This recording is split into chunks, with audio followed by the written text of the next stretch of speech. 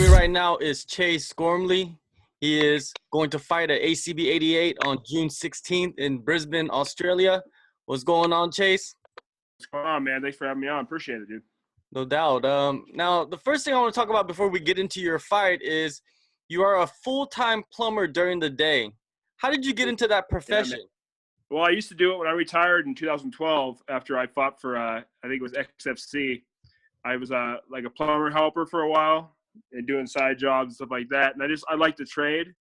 And then, after my last fight, I figured if I lose another one, that's going to be it. So I had to start looking for plan B. Mm-hmm. But, I'm still training. I work from 8 to 5, and then I go to practice. I run in the mornings. I wake up at 5. I go for a run back, take a little nap, and then go to work, So I'm getting it done, And it's actually helped me lose weight because usually I walk around about 280.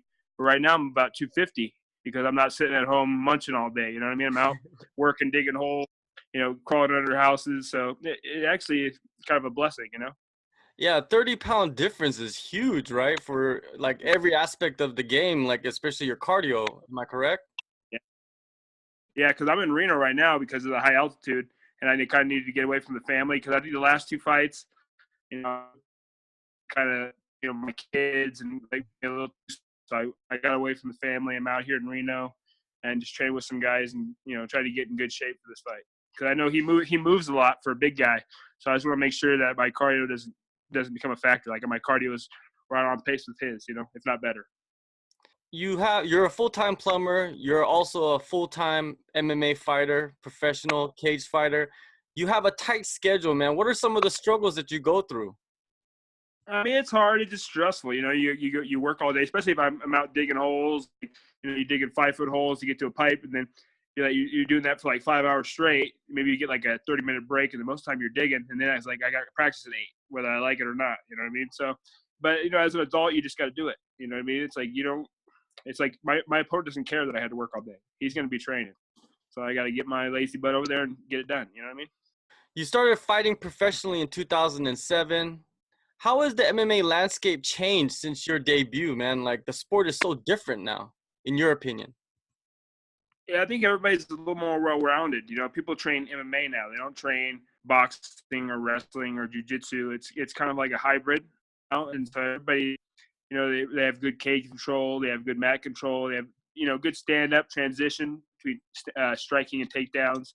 Good submission defense. So it's a lot harder now. Everybody's on top of it.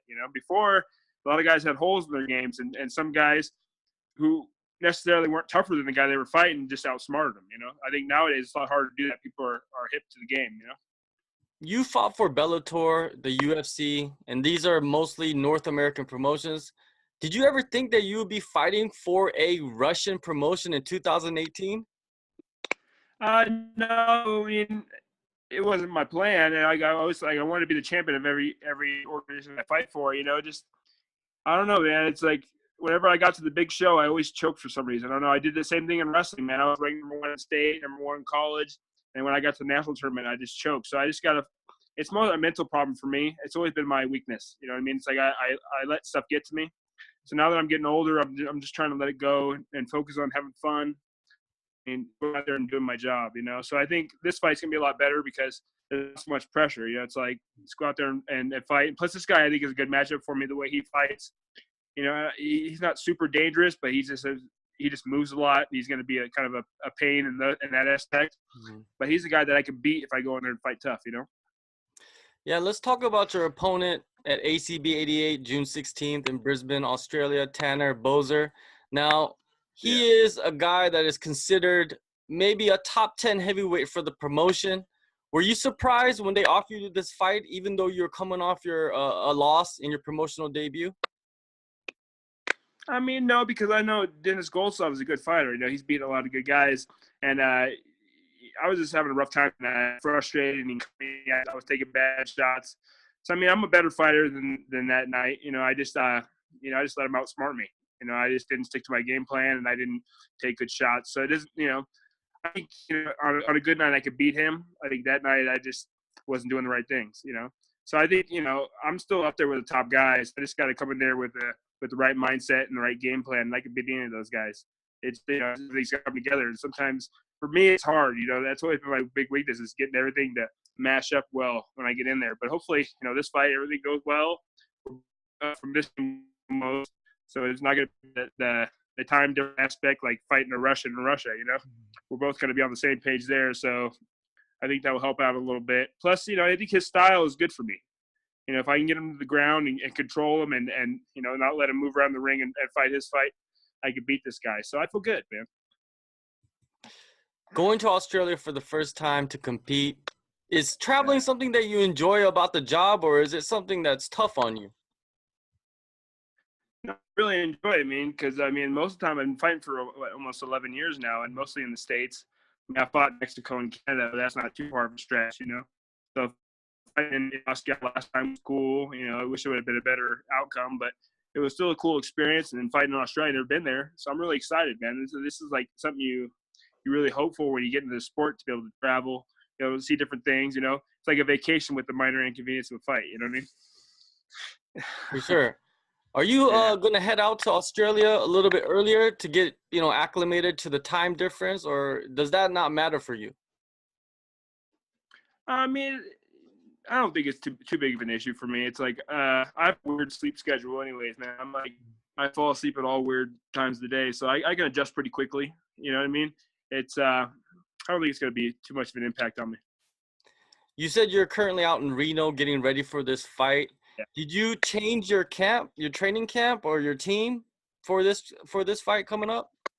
Yeah, I'm training at the Reno Fight Academy out here. It's it's a good school. I've been out here before because my mom lives out here, and so I'm out here staying at their place. Just kind of getting away from my family and focus on my fight. And it's good. The high altitude, like I went in there today, man. I was like, man, these 2 weeks are gonna be rough trying to get that altitude, into my system and get used to it. So it's good for me. It's gonna make me tough. That way, when I get back to sea level, it's gonna be like all nothing but air, man. There's tons of air to breathe. I'm gonna be so excited because today I was like, oh man, this sucks. But it's exciting. Before you went out to Reno, where were you training? Where were you getting ready for your fight? Well, I was training at Tracy Hess's gym at the Affliction Warehouse in Seal Beach. I just called my buddies. They come in and spar with me and roll with me. I know a lot of good heavyweights like Jack May. He's got a fight coming up. I've been trying to get him to come in.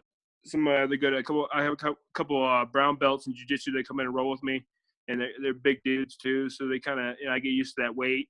But I think that's the biggest issue, just being prepared for that weight in case he tries to go in there. He gets me on the ground and crushes me. That I can get up and keep the fight where I want it to be. So I just put myself in bad situations a lot with those big dudes that are talented, and if I can get away from them, I feel like I can get away from this dude. Yeah, your opponent Boser. Where is his biggest threat to you? You believe? Just gotta make him fight my fight, mate. Make him do what I want him to do.